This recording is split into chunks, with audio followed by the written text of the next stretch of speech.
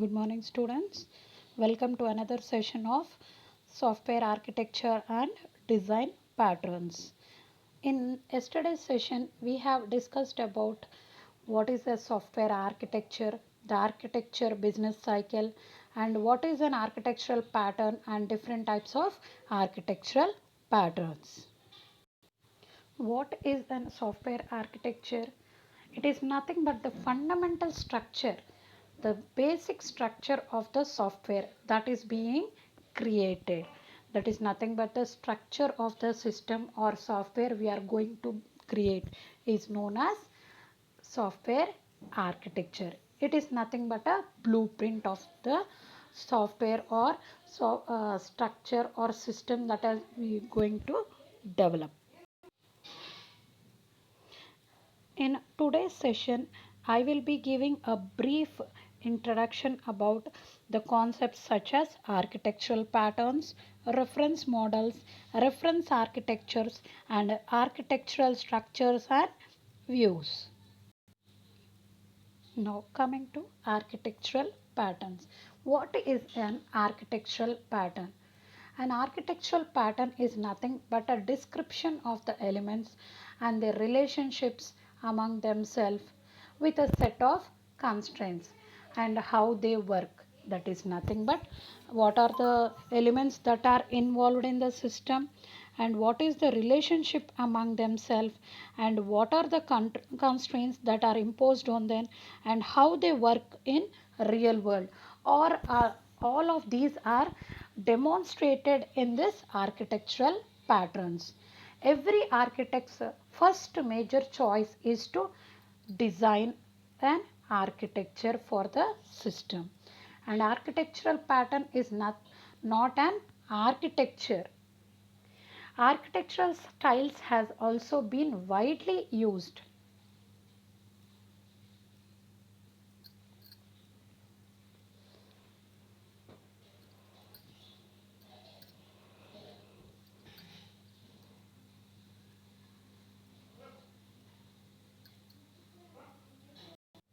The architectural patterns address various issues in software engineering, such as hardware performance, that is availability, minimization of business risks, everything can be addressed, means discussed or can be known prior the development of a system. By using these architectural patterns, we can get a view of the future system to be developed. For example, we can consider the client server architecture. It is a common architectural pattern. Here client and server are two elements and their communication is the relationship between those two. That is, the client requests for any service and the server services that items to the client. This is the relationship between the client and the server. This is one of the common architectural pattern. In short, in this architectural pattern, we will be getting a brief idea about the elements, what are involved in a system, then the relationship among those elements, and what are the constraints that have to be. Constraints are nothing but the rules we have to impose on that system and how that system can be developed or used. Next, reference model. A reference model, as the definition specifies, is a system or enterprise or in a software engineering can be considered as an abstract framework or domain specific ontology. That is, in short, we can say that is a division of the functionality together with the data flow within the pieces. That is, in this reference model, we will be dividing the components or dividing the elements based on the functionality together with the data flow, whatever the data have to flow from one element to another, and we are dividing them based on the functionality. Next, this is also considered as an interlinked set of clearly defined concept.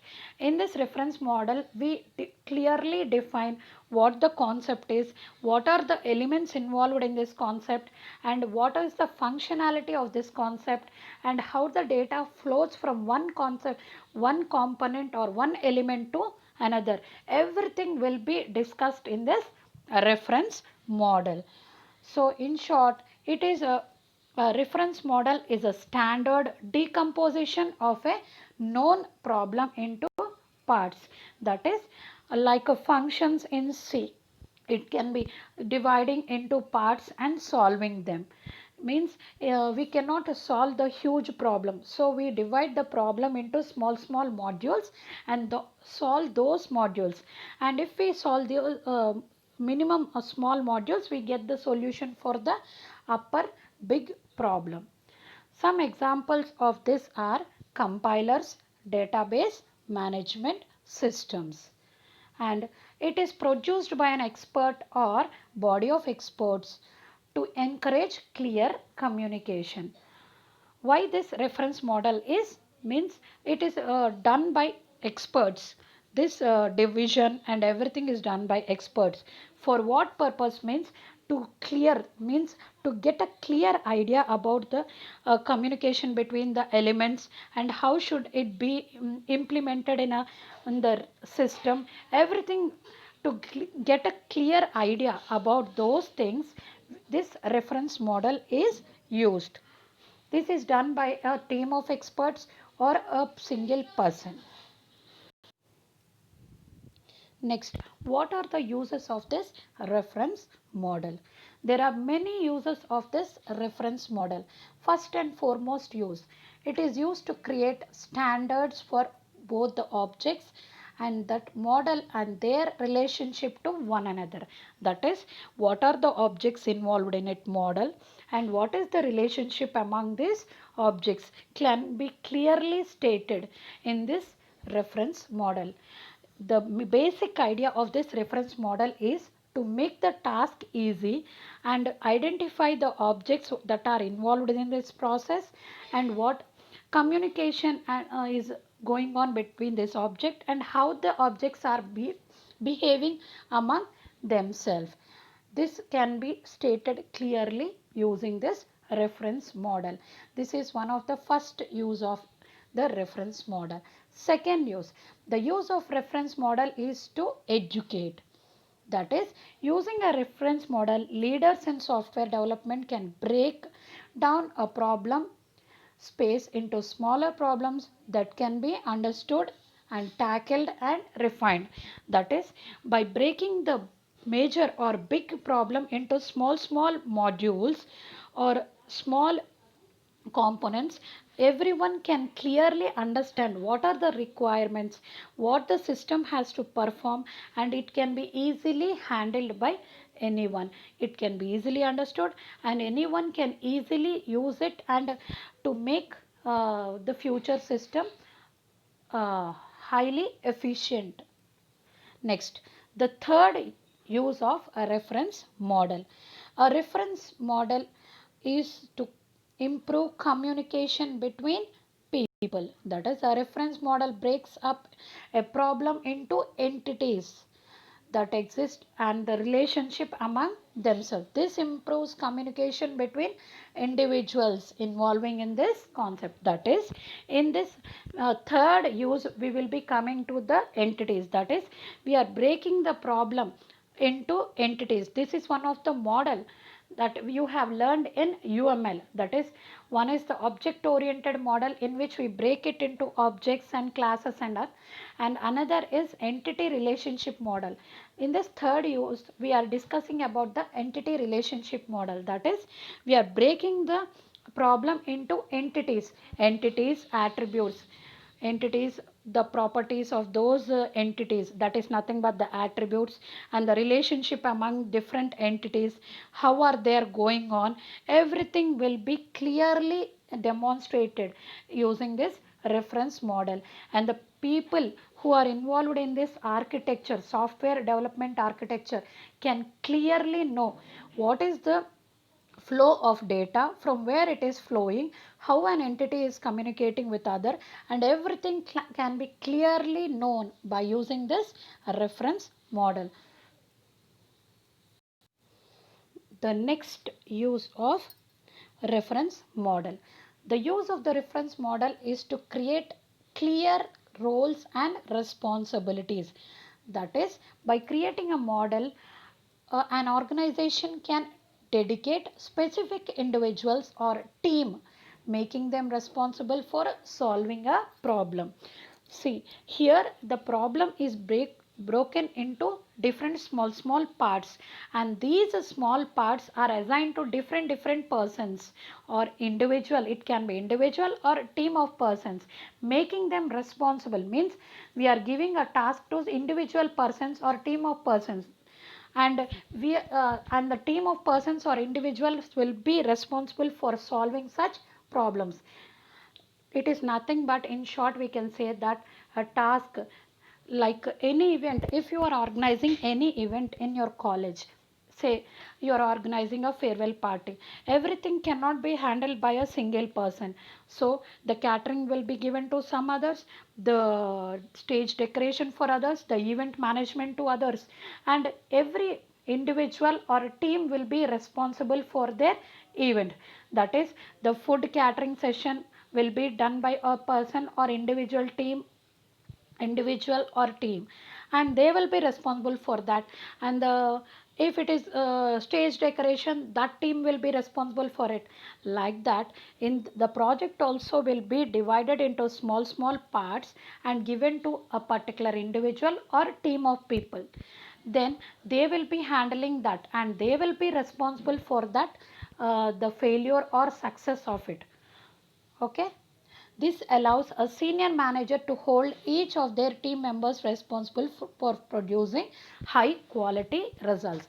That is nothing but he will be assigning the team, or the senior manager will be assigning each person or a team a project or work in that large project is divided into small modules, and each module will be given to a team, and every team who is handling that module will be responsible for its output and result. It should yield a good result and high quality of output. The last is, the use of reference model is to allow the comparison of different things.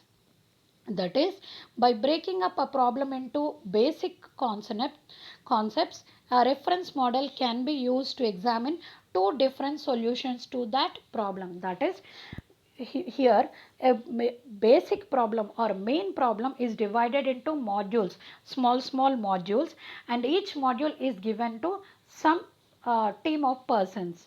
And after that, it the comparison is done, how the team is done with other team, how the other team has done and this team has done, the comparison, and how it is better, how what software these has used, what techniques this team has.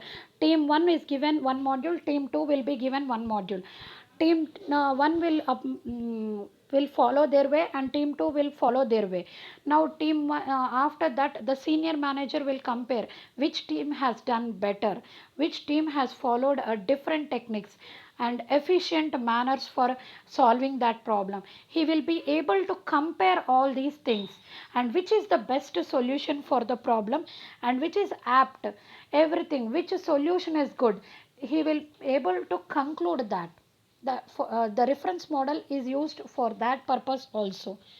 A reference model in this example could be used to compare how well each of the candidate solutions can be configured to meet the needs of particular business process. That is, after the project modules, individual modules have been developed by a particular team, then all of them will be configured and made into the single module or single project, and then after that they are all configured into a single system. All these are working to for the solution or the better solution for a better system and a perfect efficient system. Now coming to reference architecture. A reference architecture comprises of a document or set of documents which provide recommended structures and integrations of IT products and services to form a solution. As you know, the documentation, the reference architecture contains the documentation, means the overall performance will be documented, means written or something, and provided so that it can be used by others, and it can be used to integrate the products, or it can be used for servicing the products and for a better solution. Everything, a reference architecture provides a documentation. A reference architecture is nothing the mapping the functionality onto a system decomposition. That is nothing but the system is decomposed into small modules, and these modules are assigned some functionality. The software, that is the reference architecture mapping is done between the functionality and system decomposition. Now, a reference model mapped onto software elements and the data flows between them. That is, the reference model is mapped onto nothing but mapped onto the software elements. That is, cooperatively implementing the functionality defined in the reference model. Next, a reference architecture in the field of software architecture or enterprise architecture provides a template solution for an architecture for a particular domain. That is nothing but a reference architecture in the field of software architecture is nothing but a template. Template means that is like a max formula. It will be designed and it can be used for any set of values. In max we will be having some formulas like a plus b whole square and everything that can be used for any set of values in any it can be used for integers or any other floats like that. Like this, in this if you have seen in C, we will be in C++ we discussed about templates concept. Template is nothing but it is a defined set of rules or like that, set of formula like that, and it can be used to solve any problem. Next, coming to the examples of reference architecture. Some of the examples are the Java Platform Enterprise Edition, that is JEE architecture, is a layered reference architecture which provides a template solution for many enterprise systems development in Java. That is, many systems developed in Java can be used this template, means can use this format. Template is nothing but a format. This format can be used by anyone. So this is one example. Then the IBM insurance application architecture is a reference architecture for the insurance domain. So every insurance company which are using this, which are giving insurance can follow this IBM insurance application architecture. They need not develop it separately. They can use this template for developing their architecture and use it in their company. Like that, AutoSAR is a component based reference architecture for automotive software architecture. That is, this is one. AutoSAR is another component based architecture and it is can be used in automotive softwares. And another one is Utel.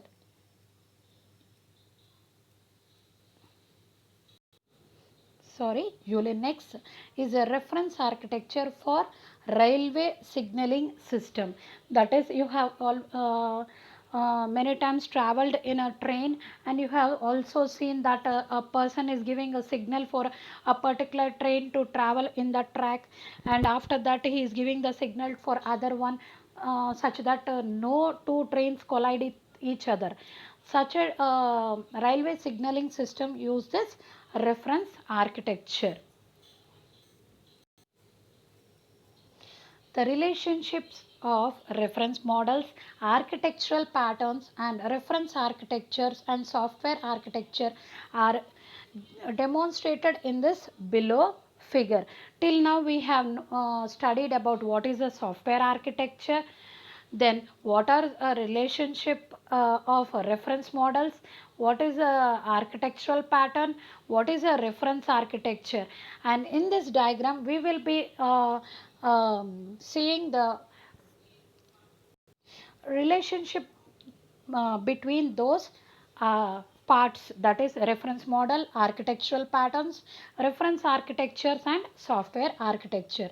That is the output of reference model and architectural patterns will be given to reference architecture, and this will be given to software architecture. That is, the basis will be the reference models and architectural patterns. Whatever has been done in this and whatever planning or whatever division, everything whatever has been done will be given to reference architecture. And this reference architecture uses both the reference models and architectural patterns. And after that, the reference architecture takes the values and the output from that unit, and it performs the necessary things and gives the output to the software architecture, and this performs the higher level things. Okay, this is the relationship between the components. The reference models, architectural patterns, and reference architectures are not architectures. They are not architectures. Just they are the reference models as a model. That is, it is dividing the functionality and everything. That is not a model. And architectural patterns and a reference architecture, they are not architectures. They are useful concepts that capture elements of an architecture. That is, they are useful components for software architecture. They are not architecture, they are necessary components for an developing man software architecture. Each module, that is the reference architecture and reference model, will be the reference model and architectural pattern will be giving the output to the reference architecture, and the reference architecture will be giving the output to the software architecture.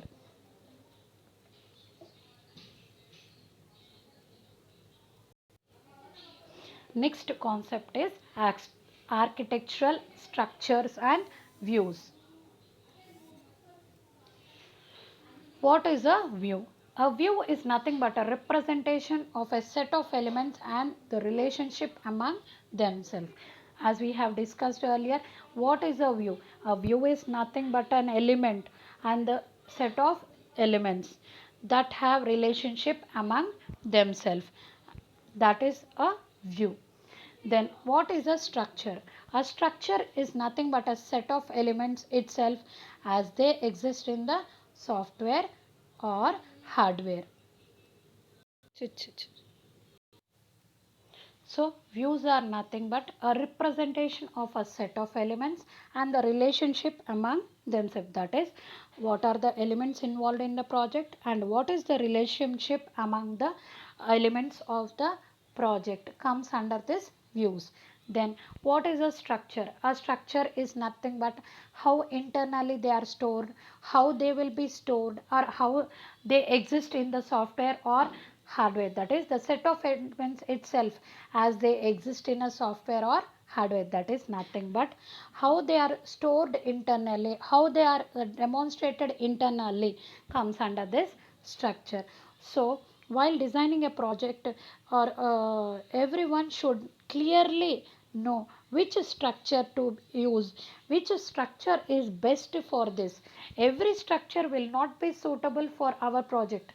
Now we can use the apt structure, means the best one for which is suitable for our project. That is what the structure used by our friend in his project may be suitable for him.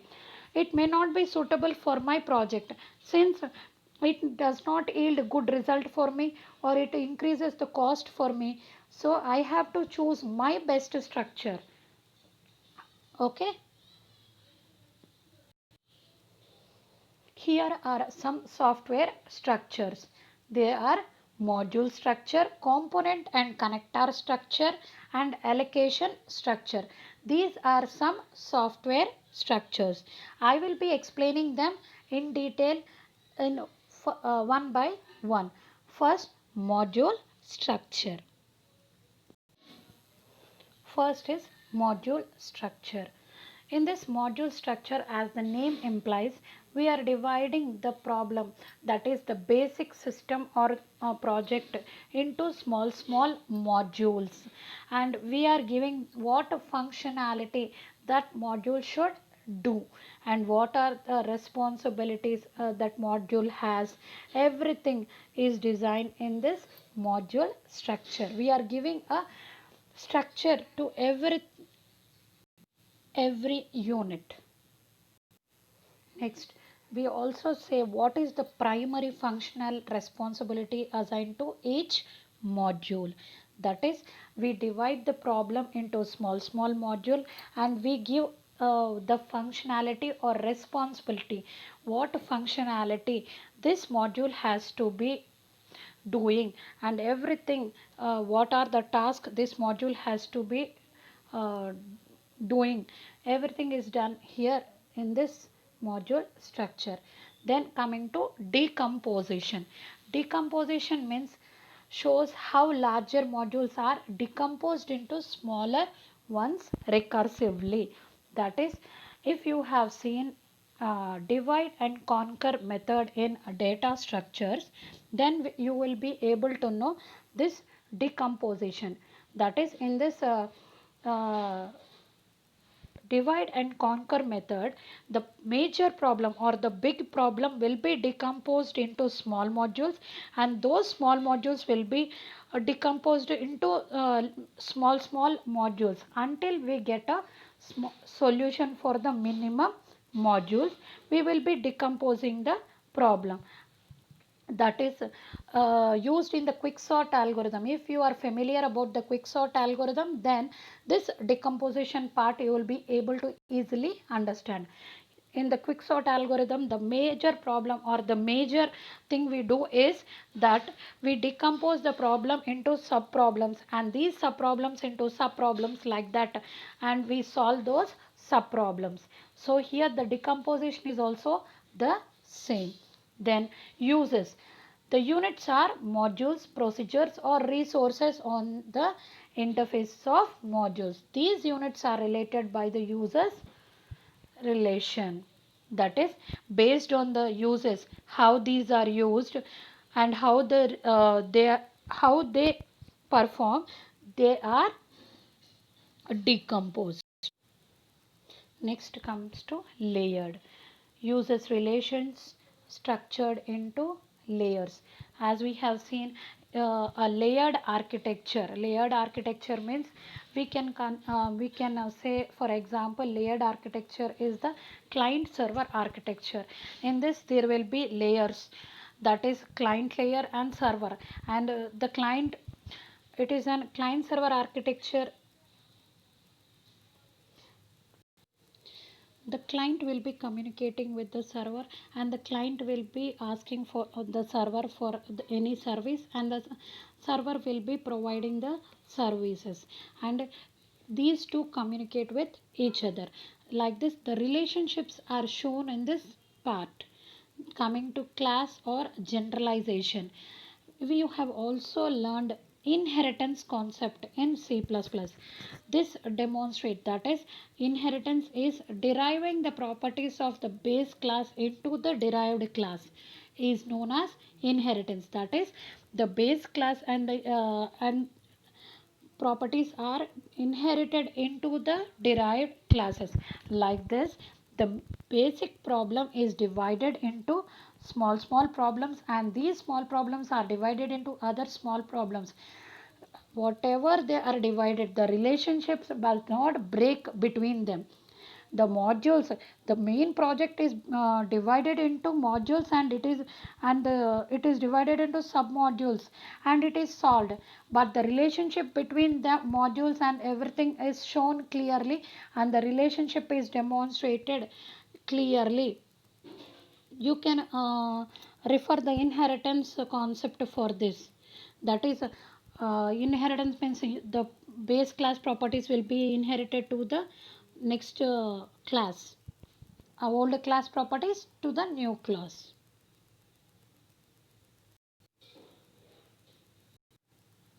The next is the component and connector architecture. As the name suggests, component and connector structures.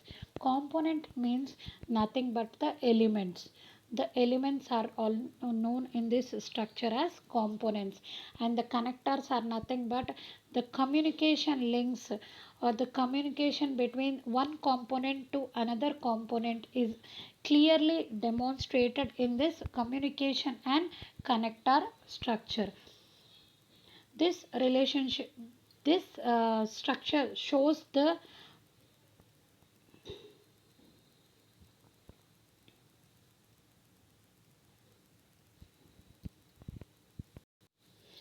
relationship among one element to another element, and this elements in this are known as components. That is, how the relationship among exist among from one component to another, and how the two are connected with each other, how these interact with each other. This is nothing but, here everything is known as component, and these components interact with each other, and this communication is shown clearly here, and how the two components interact with each other, how they store their data, how they share their resources, how they work, how they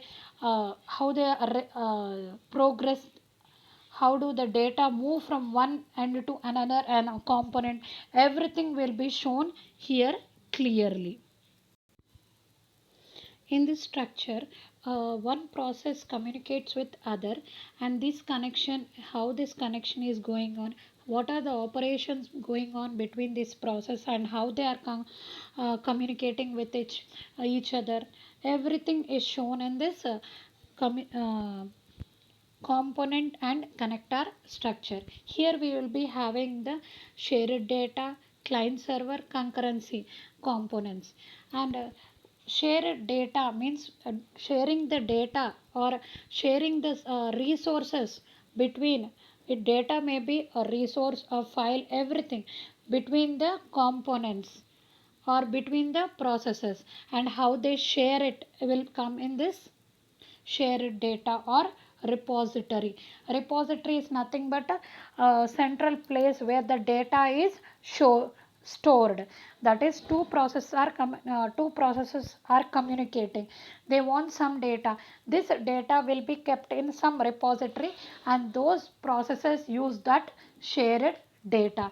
It can be like a shared data, or some we can say, in an internet center they will be sharing the printer between the systems in that center.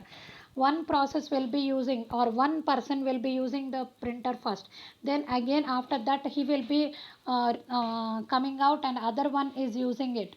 So they are sharing that resource. There will be only one resource, but everyone is sharing that resource. Like this we have, that is what is concurrency. Concurrency means, what do we say, that is, no two resources will be sharing the same printer at the same time. That is, for this we have the client server architecture. We can see the client server architecture. We have client is one component and server is one component, and the rules or the protocols or the messages sent between the clients and the server form the connection between them. Since I have told earlier also that the client server architecture, the in this architecture the client will be sending messages to the server for any request of data, and the server will be sending the data if it is available with it. Otherwise it will be sending an error message. That means both the client and server will interact using some messages. What are these protocols? Protocols are nothing but some rules for communicating, that is client and server are communicating with each other and they are sending messages. For sending messages they have to follow some protocols, that is nothing but a set of rules. Next architecture is the allocation structure. Here in the structure, as the name indicates, allocation structure. Allocation means nothing but assigning some work. Allocating some work means in your colleges also faculty will be assigning you some work or assigning you some responsibilities, that is the CR will be given some responsibility, the faculty will be given some responsibility, the principal will be having some responsibility, nothing but the work assigned to them, they have the responsibility of fulfilling that work. So in this allocation structure, each module or each component or each element in the process or in the system will be allocated some work or responsibility and it has to fulfill that responsibility assigned to it. If it fulfills the assigned work assigned to it, then only the other components connected to it also will work properly.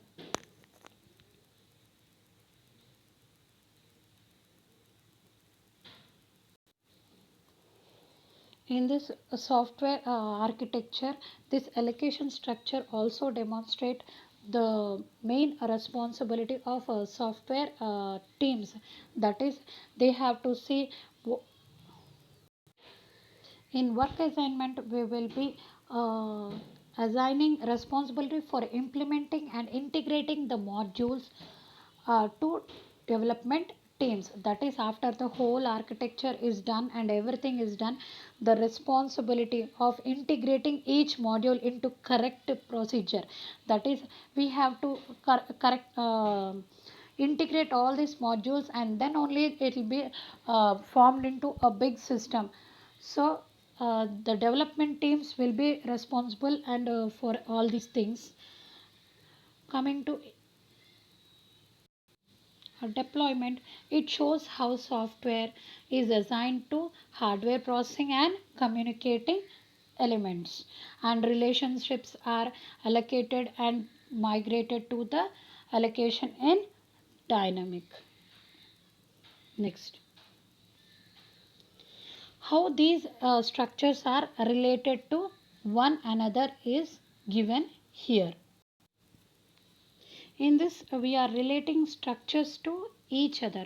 Till now, we have seen the module structure, component and connector structure, and allocation structure.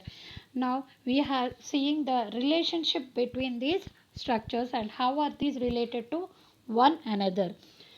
Now, elements of one structure are related to the elements of other structure, and often the dominant structure is module decomposition because it spans the project structure. Here we are saying that the main thing is decomposition of modules and decomposition, that is in the module structure the decomposition part plays an important and vital role and it has a main impact on the project structure. And second one is structures represent a powerful separation of concerns approach for creating the architecture. That is, the structure we develop, the structure we are using for designing or the structure we are implementing has a great impact on creating the architecture and also the future project. Last but not least, structures are basic for architecture documentation. That is, after this architecture has been developed, that is, architecture will be developed and the documentation part and the written part or the manual will be developed. For that purpose, this structure plays an important role. It is nothing but the plan or the internal how it is implemented will be documented clearly if the structure is clear. That is, structure is basic for any architecture. Okay, this is the end of the class 2. Thank you.